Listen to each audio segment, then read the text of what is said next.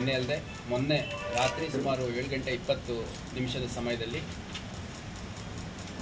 ಹುಬ್ಳಿ ಧಾರವಾಡ ನಗರ commissionerate ವ್ಯಾಪ್ತಿಯ APMC police ಠಾಣಾ ಸರಹದ್ದಿನಲ್ಲಿರುವಂಥ ಈಶ್ವರ್ ನಗರ ಅನ್ನೋ ಜಾಗದಲ್ಲಿ ಒಂದು ವೈಷ್ಣವ ದೇವಿ ಆರಾಧಕರು ಇರ್ತಾರೆ. ಅಲ್ಲೊಂದು ಟೆಂಪಲ್ ಕೂಡ ಇರುತ್ತೆ.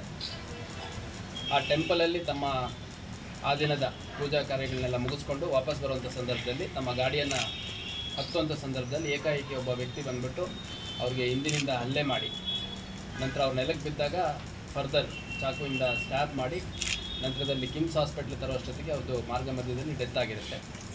ಸೊ ಹಾಸ್ಪಿಟ್ಲಿಗೆ ತಗೊಂಡೋದಾಗ ಬ್ರಾಡ್ ಡೆತ್ ಅಂತ ಡಿಕ್ಲೇರ್ ಮಾಡ್ತಾರೆ. ಸೊ ಇದರ ಹಿನ್ನೆಲೆಯಲ್ಲಿ ನಾವೊಂದು ಕೊಲೆ ಪ್ರಕರಣವನ್ನು APMC ನವನಗರ ಪೊಲೀಸ್ ಠಾಣೆಯಲ್ಲಿ ದಾಖಲು ಮಾಡಿಕೊಂಡು ನಮ್ಮ ಅಧಿಕಾರಿ ಮತ್ತು ಸಿಬ್ಬಂದಿಗಳ ಮತ್ತು ತಾಂತ್ರಿಕ ನುರಿತ ತಂಡ ಏನಿದೆ ಅದನ್ನೆಲ್ಲ ನಾವು ಡೆಪ್ಯೂಟ್ ಮಾಡಿಕೊಂಡು ಒಂದು 7-8 ತಂಡಗಳನ್ನು ಮಾಡಿ ತ್ವರಿತವಾಗಿ ಕಾರ್ಯಾಚರಣೆಯನ್ನು ಪ್ರಾರಂಭ ಮಾಡಿದ್ವಿ.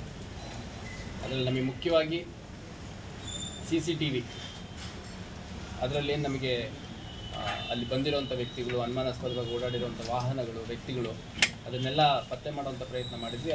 ಆ ಒಂದು ಹೋಲ್ ಪ್ರೋಸೆಸ್ಸಲ್ಲಿ ಸುಮಾರು 180ಕ್ಕೂ ಹೆಚ್ಚು CCTVಗಳನ್ನು ನಾವು ರೆಸಿಡೆನ್ಷಿಯಲ್, ಕಮರ್ಷಿಯಲ್ ಮತ್ತು ನಮ್ಮ BRTC ಅವ್ರದ್ದು, ಕಾರ್ಪೊರೇಷನ್ ಆಗಿರೋದು ಎಲ್ಲದನ್ನು ಕವರ್ ಮಾಡಿ ಕಡೆಗೆ ಆ ವ್ಯಕ್ತಿಯ ಒಂದು ಪಾಸಿಬಲ್ ಐಡೆಂಟಿಟಿ, ನಮ್ಮ ಸಸ್ಪೆಕ್ಟ್ ಯಾರಿದ್ರು ಅವನು ಸ್ವಲ್ಪ ಕ್ಲಿಯರರ್ ಪಿಕ್ಚರು ಸಿಕ್ಕಂಥ ಸಂದರ್ಭದಲ್ಲಿ ನಿನ್ನೆ ರಾತ್ರಿ ಸುಮಾರು 9:30-10 ಗಂಟೆ ಸಮಯದಲ್ಲಿ ಮಾಧ್ಯಮಕ್ಕೂ ಕೂಡ ನಾವು ರಿಲೀಸ್ ಮಾಡಿದ್ವಿ. ಸಸ್ಪೆಕ್ಟ್ ಇದ್ದವರಿದ್ದಾರೆ, ಇವ್ರ ಬಗ್ಗೆ ಏನಾದರೂ ಕ್ಲೂ ಸಿಕ್ಕರೆ ಅಥವಾ ಇದಕ್ಕೆ ಹೋಲುವಂಥ ವ್ಯಕ್ತಿಗಳು ಯಾರಾದರೂ ಅನುಮಾನಾಸ್ಪದವಾಗಿ ಓಡಾಡ್ತಿರುವಂಥ ಸಿಕ್ಕರೆ ಮಾಹಿತಿ ಕೊಡಿ ಅಂತ ನಮ್ಮ ಠಾಣೆದು ಮತ್ತು ನಮಗೆ ನಮ್ಮ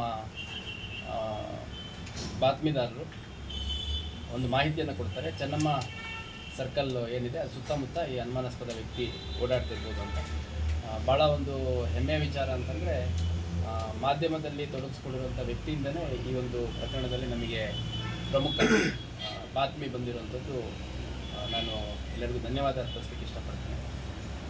ಅದ್ರ ಜೊತೆಗೆ ಆ ವ್ಯಕ್ತಿಯನ್ನು ನಾವು ನಿನ್ನೆ ರಾತ್ರಿ ಸುಮಾರು 11:15 ಸಮಯದಲ್ಲಿ ಚೆನ್ನಮ್ಮ ಸರ್ಕಲಲ್ಲಿ ವಶಕ್ಕೆ ತಗೊಂಡು ವಿಚಾರಣೆಗೆ ಒಳಪಡಿಸಿದ ನಂತರ ಅದೇ ವ್ಯಕ್ತಿ ಈ ಒಂದು ಕೃತ್ಯವನ್ನು ಮಾಡಿರುವಂಥದ್ದು ನಮ್ಮ ವಿಚಾರಣೆಯಲ್ಲಿ ತಿಳಿದು ಬಂದಿರುತ್ತೆ.